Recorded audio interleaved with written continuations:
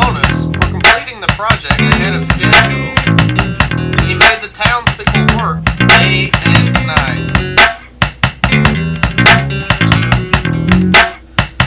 Chu called the citizens together and told them, "The city wall must be completed before winter. You are only allowed to rest during the time before the first rooster crow and sunrise." People murmured among themselves and said, "This is autumn. How can we finish the wall before winter?"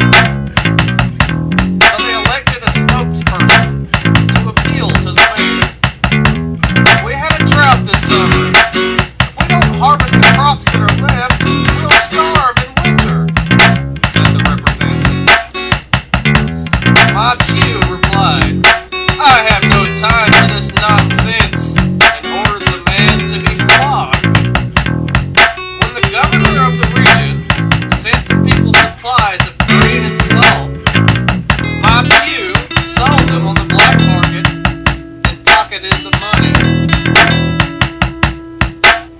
Day after day, the people labored. Men, women, and even children were forced out of their homes to work on the city wall.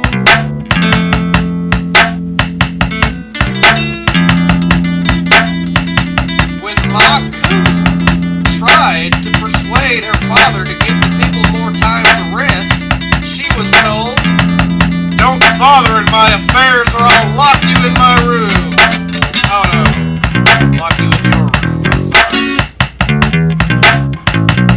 "Don't bother in my affairs or I'll lock you in my room." In your room, sorry. Mah Ku was an extraordinary woman. From the time she was a child, she could imitate the calls of every animal and bird. She could jump up walls, walk on rafters, and climb trees. She was so silent and stealthy that she often gave the impression of being in several places at once.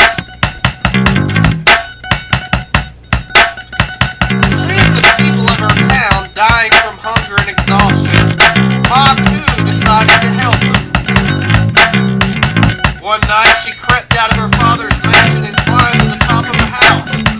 There she imitated a rooster's crow. Then, quietly and quickly, she climbed onto another roof and crowed again. Soon all the roosters in the town were crowing. Although it was only midnight, the guards, hearing the sounds, allowed the people to return home. This went on for weeks until one morning Mah Ku discovered that work on the city wall was way behind schedule. He questioned the guards who said, "We followed your orders strictly and only let the people go when the roosters crowed." That night Mah Ku stayed up to see what was going on.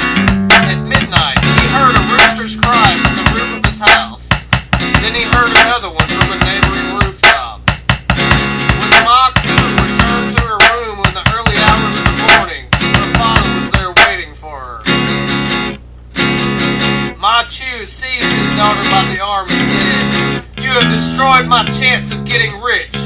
Now you're going to pay for it." Chu tied his daughter to the bedpost and went to get whipped, but when he